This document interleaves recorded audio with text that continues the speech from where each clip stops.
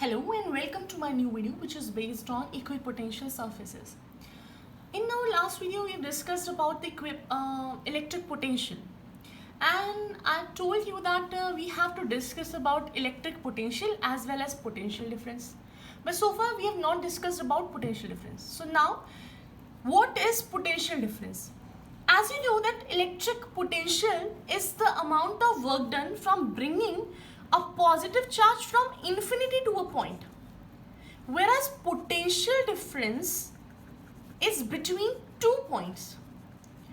Let us suppose we have 2 points A and B and we want to take a charge, a unit positive charge from a point to another. Then the work done, the amount of work done which is required to bring this positive charge from this point to another is called potential difference. Means VAB, the change in this potential VB minus VA, which is equals to work done by charge, same as in electric potential. But the thing is, the only thing which differentiate these two is that in potential difference we have 2 points, whereas in electric potential we have only a single point.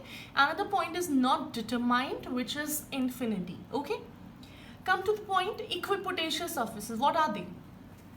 Those surfaces which have constant potential difference. What is it? Constant potential difference all across the surface. Let us suppose you have this sphere and you have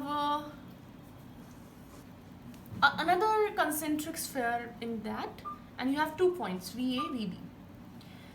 The potential of A is equals to potential difference of B, potential of B. So if we want to find out the change, potential difference between these two, then what is it? VB minus VA. And because these two are equal, so it will become 0. So the change in potential for equipotential surfaces, the change in potential difference is 0. Why it is so? Because these surfaces have constant potential difference across the surface. Is it okay? Moving on to our next concept about capacitors.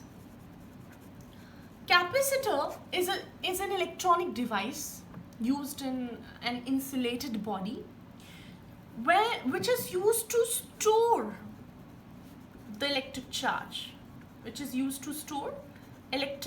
and its sign in an electric circuit is like this, 2 equal terminals. Okay, so capacitor is used to store charge. How? Listen, whenever in a system, in an insulated body, you are providing a given charge, okay, then that charge is used, or that charge causes the increase in potential difference of that conductor or that appliance. So that means they variate directly, right? So whenever a charge is given to an electric circuit, there is a raise in potential difference, and this proportionality factor is determined by C. What is C here? Capacitance. What is it? Capacitance.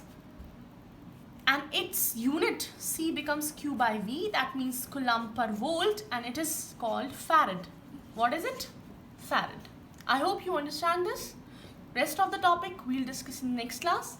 And if you want to suggest me some more videos on which you want my help, you can tell me very frankly. So till then, bye bye.